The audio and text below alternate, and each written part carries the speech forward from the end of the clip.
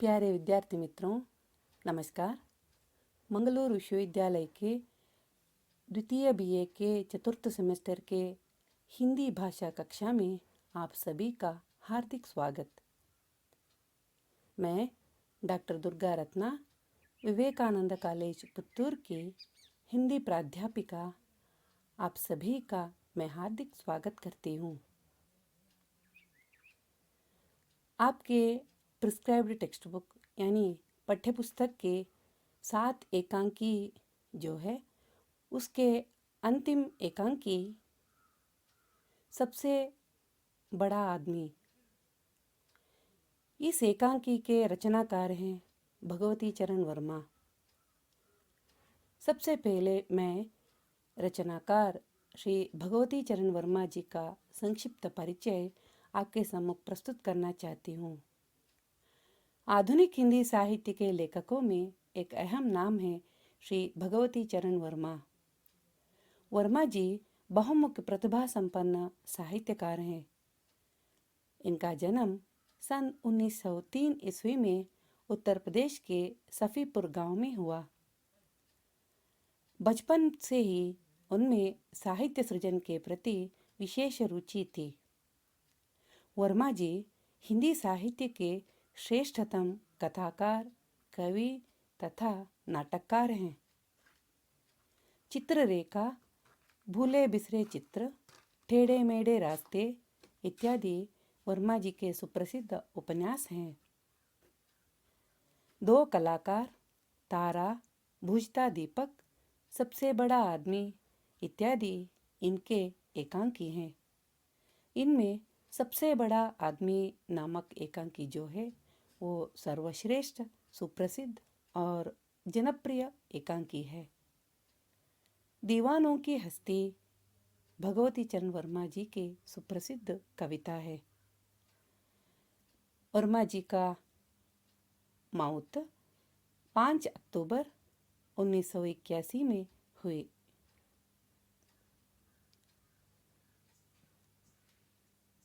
सबसे बड़ा आदमी एक सामाजिक एकांकी है जो व्यंग्यात्मक नाटक भी है। इसमें कुल मिलाकर 8 पात्र हैं जो इस प्रकार हैं: गजाति, राधे, शंकर, शर्मा जी, अहमद, रामेश्वर, मिस्टर वर्मा, चिरौंजी। अब हम लोग पात्र परिचय अपनाएं। गजाति एक रेस्तुरां का मालिक है। रेस्तुरां का मतलब है रेस्टोरेंट अथवा होटल। राधे और शंकर दो नवयुवक हैं जो दोस्त हैं। शर्मा जी एक देशभक्त सज्जन है। अहमद एक कामरेड का नाम है। रामेश्वर एक उचक्का है। उचक्का का मतलब है चोर, धूर्त अथवा चीज़ों को उठाकर भाग जाने वाला आदमी। कन्नड़ में ಬೇರೆಯವರ ವಸ್ತು ಸಾಮಗ್ರಿಗಳನ್ನು लपटाइसोರು ಅನ್ನೋ अर्थ। मिस्टर वर्मा एक एडवोकेट हैं। एडवोकेट शब्द का अर्थ है वकील। चिरौंजी रेस्तुरां का बैरा है, अर्थात उस होटल का नौकर है। होटल में खाने की अन्नाहार सामग्री को सप्लाई करने वाला जो है उसे बैरा कहते हैं। इंग्लिश में वेटर भी कहते हैं। इंग्लिश में वेटर कहते हैं।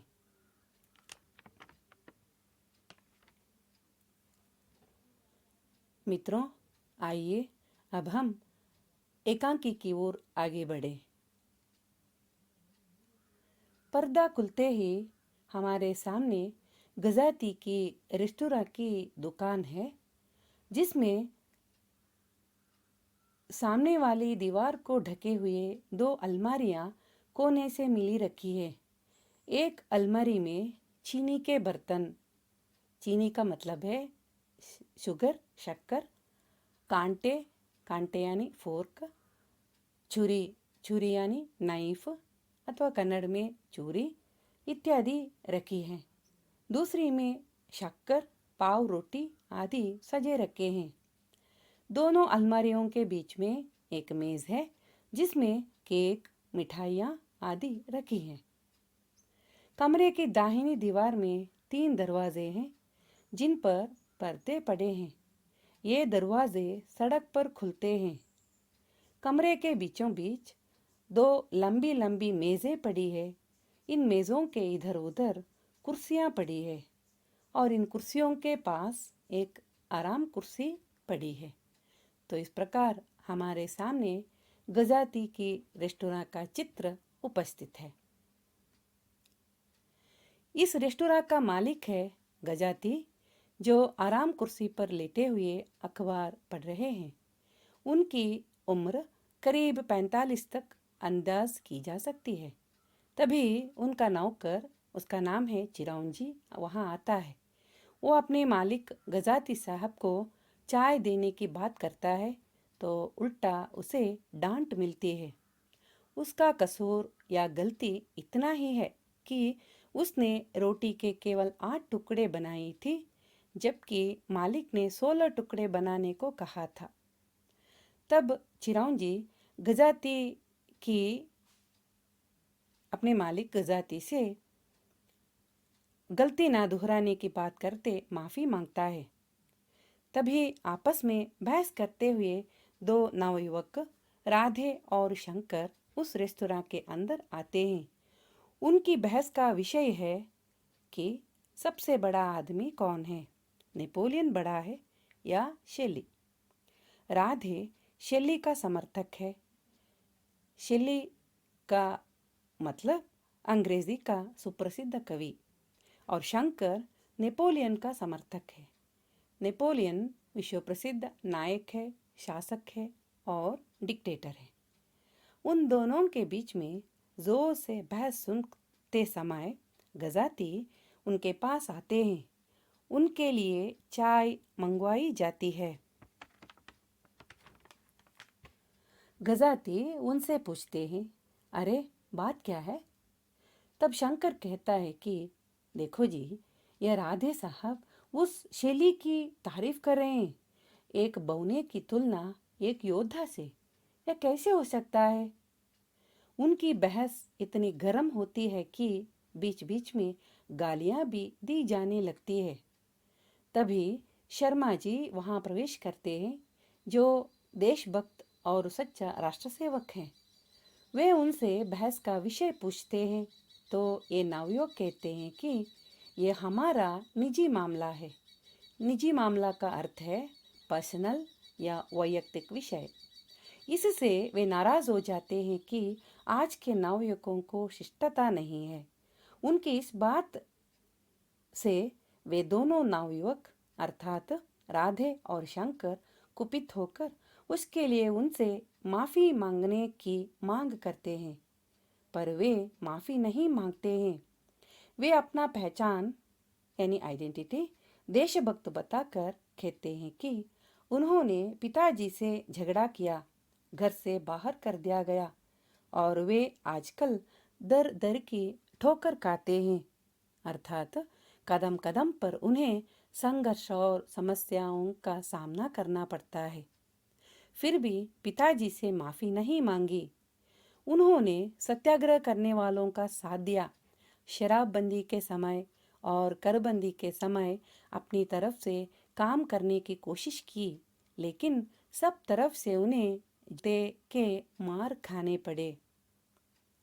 तभी मिस्टर वर्मा नामक वकील का आता है। उनकी बहस सुनकर वे मुड़कर उनकी ओर देखते हैं। तब राधे अपना सवाल लिए उनके पास जाता है। उसका सवाल यह है कि नेपोलियन बड़ा है या शेली। पूछने पर वे बताते हैं कि वे दोनों पतित हैं। सबसे बड़े हैं महात्मा गांधी जी। पतित शब्द का अर्थ है दुष्ट यानी बुरा आदमी। वर्मा जी बताते हैं कि वे दोनों अर्थात नेपोलियन और शेली दोनों पतित हैं। सबसे बड़े हैं महात्मा गांधी जी। गांधी जी ने वकालत पढ़ी, इसीलिए वे सबसे बड़े हैं। यह उनकी राय है। वे कहते हैं कि वकालत पढ़े बगैर कोई आदमी बड़ा नहीं हो सकता है। तभी वहाँ कामरेड अहमद नामक एक कामरेड वहाँ आता है। वो सभी पर व्यंग्य करता है तथा गांधी जी की भी मजाक करता है। वो अपने आप को कामरेड कहता है। उन सब की बहस जोर जोर से चलती है। तभी एक साधारण आदमी वहाँ प्रवेश करता है। उसका नाम है रामेश्वर प्रसाद। वो उनकी बहस में भाग लेते हुए सबका तारीफ करता है। ये सब लोग उसे अजीब कहते हैं। वो अपना परिचय इस प्रकार देता है। मैं घूमता फिरता हूँ, मौज करता हूँ, यही मेरी जिंदगी है।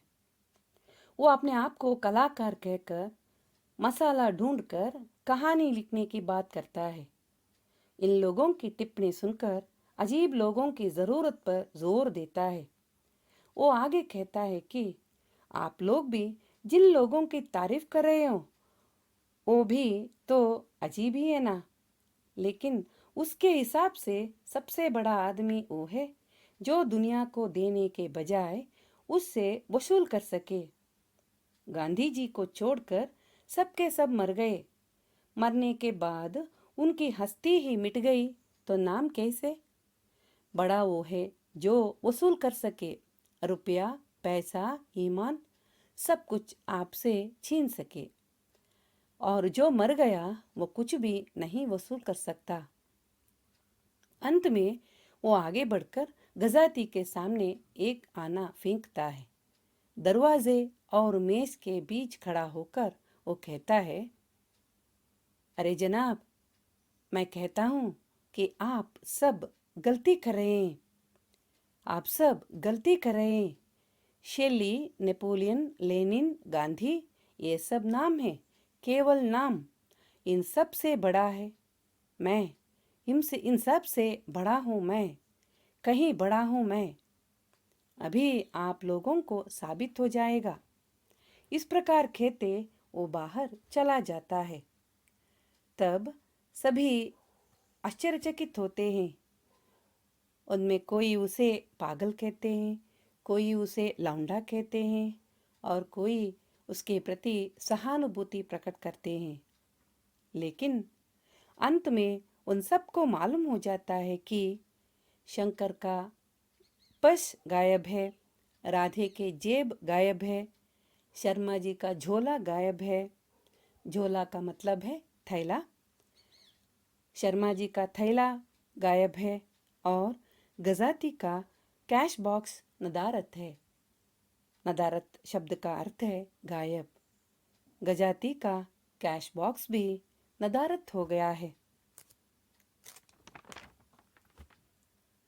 मित्रों, अब तक हमने सबसे बड़ा आदमी एकांकी की कथा वस्तु के बारे में विचार विनिमय किया। आगे हम उसकी विशेषताओं की ओर ध्यान दें। यह व्यंग्यात्मक एकांकी है। गरीब के ऊपर गजाती रौब जमाता है। राधे और शंकर में बिना मतलब की बहस होती है। काम नहीं करते बड़ी बातें करना अपना अधिकार संभालों की संख्या बढ़ रही है। आजकल सच्चे देशभक्तों का बुरा हाल हो रहा है। नाटक में हमने देखा है कि शर्मा जी जैसे देशभक्तों का अनादर और अगौरव तथा उसके साथ साथ अवहेलना भी की जाती है। रामेश्वर प्रसाद जैसे अवसरवादी आदमी मौका मिलते ही लोगों को लूट लेते हैं। इनकी संख्या भी दिनों दिन बढ़ती जा रही है। बातों में वक्त जाया ना करते काम करने पर जोर देने वाले एकांकीकार श्री भगवती चरण वर्मा जी ने हमें चोर और उचक्कों से सावधान रहने की सलाह भी देते हैं। एकांकीकार वर्मा जी ने इस ओर भी इशारा किया है कि खाली बातों से पेट नहीं भर जाता, तो असलियत पहचान कर वास्तविकता को सामने रखकर जीने वाले ही सबसे बड़े आदमी बन जाते हैं। विषय वस्तु की दृष्टि से वर्मा जी का यह एकांकी व्यंग्य प्रधान है। उनकी भाषा सरल, स्पष्ट और बोलचाल की है। शैली पात्रानुकूल है। संवाद प्रभावोत्पादक है। संवाद का मतलब है वार्तालाप अथवा डायलॉग। कन्नड़ में इसे संभाषणे कहते हैं। अतः हम कह सकते हैं कि यह एक सफल और सार्थक एकांकी है। प्यारे छात्र मित्रों, अब तक हमने मंगलूरु विश्वविद्यालय के द्वितीय बीए के चतुर्थ सेमेस्टर के हिंदी भाषा के अंतर्गत सबसे बड़ा आदमी एकांकी की कथावस्तु और उसकी अन्य विशेषताओं के बारे में पूरी जानकारी प्राप्त की है। मैं आशा करती हूँ कि इससे संबंधित नोट्स तथा प्रश्नावली आपको प्राप्त है। कोरोना महामारी के संकट के कारण से उत्पन्न पूर्णबंदी अर्थात लॉकडाउन के कारण से आपको घर में ही रहना पड़ा है। यह खेद की बात है, फिर भी चिंता मत कीजिए। अपने परिवार वालों के साथ खुश रहिए, घर में ही रहिए, सुरक्षित रहिए, स्वस्थ रहिए। इसके साथ साथ अपनी पढ़ाई भी जारी रखिए। शुभकामनाओं के साथ आपकी प्राध्यापिका डॉक्टर दुर्गा रत्ना, विवेकानंद कॉलेज, पुत्तूर। धन्यवाद।